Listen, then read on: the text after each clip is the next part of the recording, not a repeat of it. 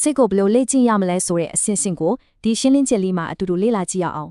အလုံးများပြီးဆုံးဖြတ်ချက်တွေကြောင့်စိတ်ရှုံနေတဲ့ professional တွေအတွက်ဒါဟာတကယ်ကိုအရေးကြီးဆုံးမေးခွန်းတစ်ခုပဲဖြစ်ပါတယ်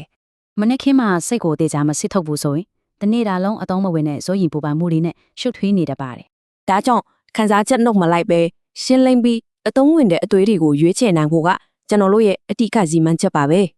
ဒီလိုရှင်းလင်းတော့အောင်ဦးတော်ကိုနေ့စဉ်ပုံမှန်လေ့ကျင့်ပေးရမယ့်ချက်သားတစ်ခုလို့သဘောထားဖို့လိုအပ်ပါတယ် ဒီလိုစိတ်ပိုင်းဆိုင်ရာလေ့ကျင့်မှုတွေရဲ့အထူးအခြေခံကတော့လက်တွေ့ကြမှုလို့ခေါ်တဲ့ဒေသနိကပေတာညီလန်ဖြစ်ပါတယ်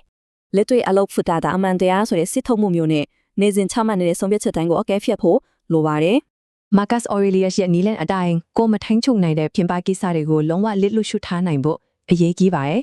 ဒီအချက်၄ချက်ကိုပဲတေချာအာယုံစိုက်ထားမယ်ဆိုရင်ဖိအားများတဲ့လုပ်ငန်းခွင်မှာတောင်တည်ငြိမ်မှုကိုကောင်းကောင်းထိန်းသိမ်းထားနိုင်မှာပါ အတုံးမဝင်တဲ့အတွေးတွေရာအသိနဲ့အနာဂတ်မှာပဲပိတ်လုံနေတတ်ပြီးအတုံးဝင်တဲ့အတွေးတွေကတော့ပြဿနာတွေကိုအမှန်တကယ်ဖြေရှင်းပေးပါတယ်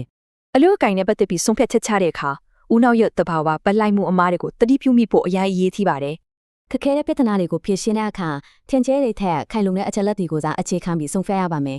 ဆုံးဖြတ်ချက်ချရဲ့လုပ်ငန်းစဉ်ကိုတမင်သက်သက်နှီးကွေးစေတာကလည်းလုပ်ငန်းခွင်ကဖိအားတွေကိုတွန်းလှန်နိုင်တဲ့နည်းလမ်းကောင်းပါပဲ ဒီလိုစိတ်ပိုင်းဆိုင်ရာအလေးကျင့်တတ်တီတိဆောက်တဲ့အခါစိတ်ပစ္စယအတအစီးတွေနဲ့ကြုံရတတ်တာလုံးဝကိုပုံမှန်ပါပဲအရှုံးမပေးပါနဲ့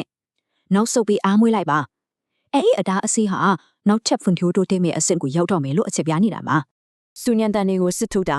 မတိဘူးလို့ရေရဲဝန်ခံတာမျိုးတွေက professional စင့်တန်းကိုထိန်းသိမ်းပေးတဲ့အလေးကျင့်ကောင်းနေပါပုံမှန်မဟုတ်တဲ့လက်တွေ့ကြတဲ့အမြင်ကိုကျင့်သုံးတာကရှုပ်ထွေးတဲ့အလောကန်ပြဿနာတွေကိုအလွယ်တကူဖြေရှင်းပေးနိုင်ပါလေ အခုဆိုရင်စိတ်ဟာရှင်းလင်းပြီးအစင်တင့်ဖြစ်နေပါပြီနောက်ထပ်ဖြည့်ရှင်းရမယ့်အသုံးဝင်တဲ့ပြဿနာကဘာဖြစ်မလဲ